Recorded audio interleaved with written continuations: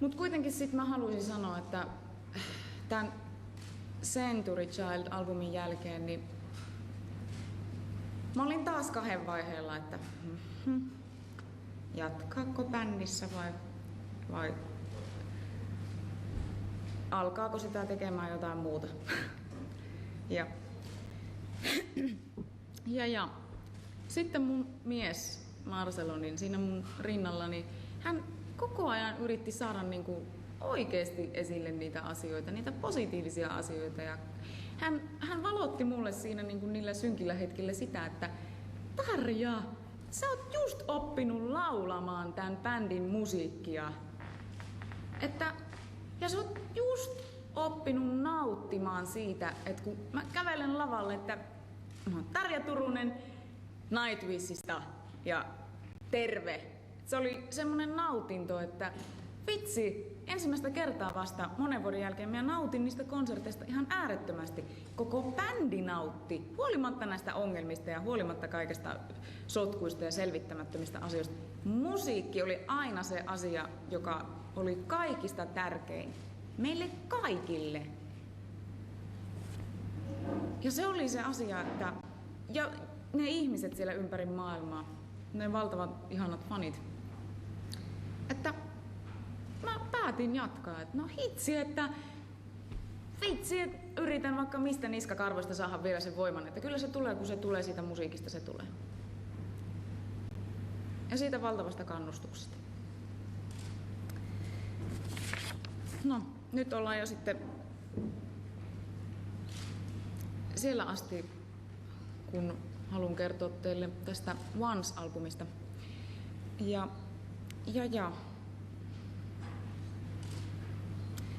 Once-albumi on loistava albumi. Se oli sellainen itselleni, ja varmasti allekirjoitan tässä myös koko bändiä, että se oli sellainen albumi, missä me ensimmäistä kertaa bändinä koimme onnistuvamme älyttömän hyvin. Ja toki, jos siinä tilassa oleva bändi, että ei taas sanon tästä, että kun ne oli ne ongelmat siellä ilmassa, niin se suosio, minkä se levyn sai aikaa ympäri maailmaa, että ensimmäistä kertaa maissa, mistä ei meistä koskaan oltu oikeastaan kuultu, no toki kuultu ehkä, mutta ei se ollut saavuttanut sellaista huomiota vielä, tai meidän bändi ei ollut saavuttanut meidän musiikki sellaista huomiota, niin nyt näissä maissa niin ensimmäistä kertaa huomioitiin, että vau, että tällainen bändi ja ai mistä, ai Suomesta, vau. Ja tämä valtava suosio, niin se toi meille suuria paineita. Ja suosio siinä määrässäkin, että se vaikutti myös siihen, että rupesi tulemaan äärettömän paljon keikkavaatimuksia tai ehdotuksia ja pyyntöjä, että Nightwishia ruvettiin haluamaan joka paikkaan maailmalle, miksi se voi vaan kuvitella, että bändi voisi esiintyä.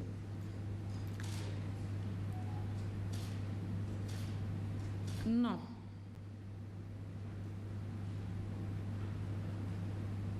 Siinä vaiheessa taas tultiin siihen, että mä jouduin jarruttelemaan tätä keikkatahtia, koska ei mulle se, että bändi menestyy ja sai suosiota ja on siellä suosion huipulla, että me ollaan kokonainen, me kaikki tehtiin se, että se suosio onnistui. Me oltiin kaikki siinä mukana tässä asiassa, mutta se ei riittänyt mulle siihen, että mä olisin taas riskeerannut mun terveyteni tekemällä liian pitkiä kiertueita, tekemällä taas keikkoja äärettömän paljon. Vaikka ne olosuhteet niihin keikkojen tekemiseen olikin jo huomattavasti paremmat kuin silloin siellä Wishmaster-kiertueilla.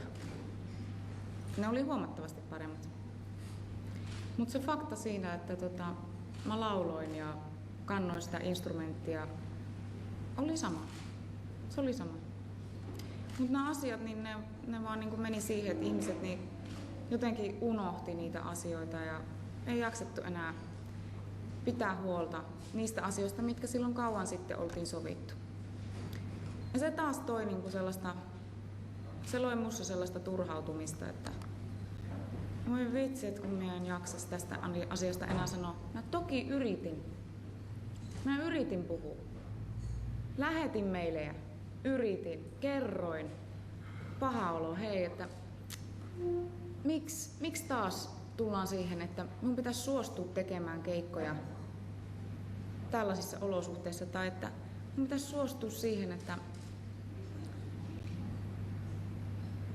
jos te buukkaatte keikan, niin te ette ilmoita mulle siitä ennen kuin se on jo loppuun myyty. Miten mä henkilökohtaista omaa yksityiselämääni voin suunnitella mitenkään tietämättä, jos mä en tiedä, että hei, ensi viikolla on keikka jossain. Mä suunnittelen mun yksityiselämääni sillä tavalla niin kuin kaikki muutkin varmasti bändissä, että ensi viikolla kun on 3 päivän vapaata, niin mä menen elokuviin mun ystävien kanssa. Ja tää on kyse siitä Oslon keikasta, mistä on kuullut, että täällä on puhuttu. Keikka mentiin myymään loppuun ennen kuin mulle siitä ilmoitettiin. Ja se oli tosi surullista. Mutta keikka tapahtui. Mä lauloin siellä.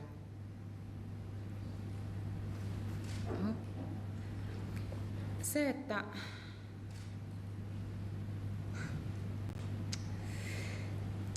että nämä niin kun, tää on taas yksi niistä sellaisista asioista, että jos mulle sanotaan, että mä aliarvioin mun faneja, jos mä en lähde tekemään keikkaa, josta mulle ikinä ei kerrota, niin mä voin siitä tosi pahoin tästä kommentista, koska mä en oo kokenut, että mä olisin aliarvioinut faneja.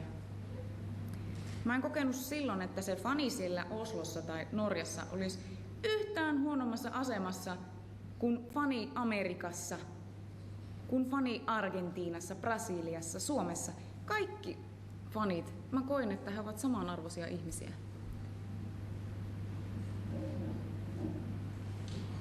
No. Oslon keikka tapahtui. Menin ja lauloin. Mulle ilmoitettiin, että tämä Oslon keikka tapahtuu sen takia, koska ensinnäkin se oli keskellä sellaista skandinaavista kiertuetta, se keikka. Tehtiin keikkoja Tukholmassa, muualla Norjassa ja Ruotsissa. Ja sitten se, että meidän oli pakko tehdä se Oslon keikka nyt tässä vaiheessa, kun bändillä ei ollut rahaa enää sitten, ei ollut rahaa matkustaa, lentää näitä välimatkoja. Et se Oslon keikkan piti tapahtua sen takia, kun ei ollut rahaa lentää, että piti maksaa nämä viulut sitten pois. Mä ymmärsin sen, että okei, että no, siinä vaiheessa sen pahan olon ja sen pettymyksen tunteen koettelemana ja sen kovan paineen, mitä mä bändiltä sain, se ei ollut koskaan mitenkään kaunista. Ja siinä mielessä mä koin, että mua ei kohdeltu äärimmäisen hyvin. Jos mulle ei kerrota tapahtumista, mikä velvoittaa mun olemista niissä tapahtumissa mukana. Ja sitten mulle annetaan paineita siitä, että nyt on pakko. Hei, että nyt on pakko. Pakko siinä mielessäkö, että jos mä sanoisin, että mä en lähde, niin mä aliarvostoisin faneja. Mulle se ei vaan niin kuin, mä en niin kuin näe sitä asiaa hyvänä ja kauniina vetää niitä faneja. Vetää ketään ihmistä bändin ongelmien keskelle. Tehdä siitä riittävää syytä, että meillä on faneja ympäri maailmaa. Sen takia me keikkaillaan. Toki, mutta ei pelkästään se riitä siksi syyksi keikkailla. Mehän voitaisiin tehdä keikkoja ihan niin kuin kaikki te järki-ihmiset ymmärrätte joka päivä, joka paikassa maailmaa, jos se olisi ainut syy keikkailla. Se, että bändillä ei ollut rahaa maksaa lentoja takaisin Suomeen sieltä Norjasta,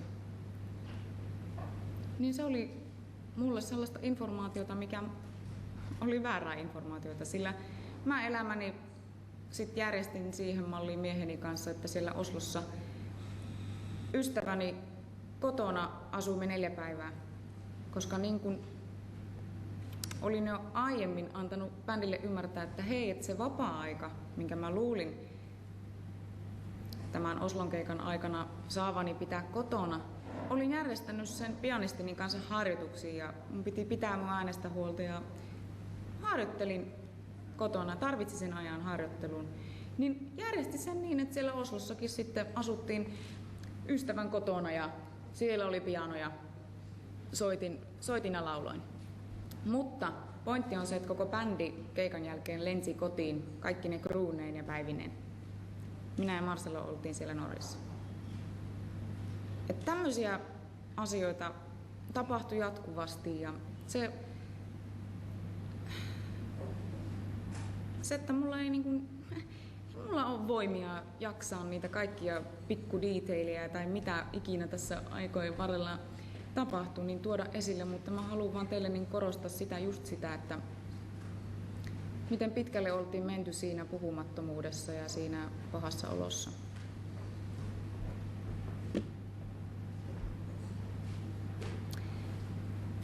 Tästä lentämisestä vielä sen verran, että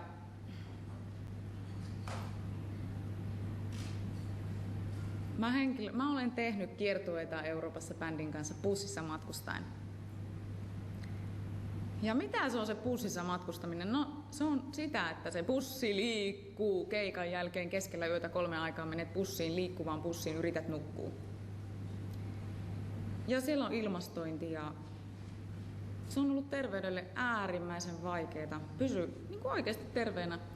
Ja sitten taas, että kun ei saanut unta, niin sitä väsyy ja joutuu semmoiseen äärimmäiseen painetilaan siinä, että kiertue on vielä näin pitkä, mun pitäisi jaksaa vielä 3 viikkoa, ettei tulisi sitä tilannetta, jouduttaan perumaan keikkoja.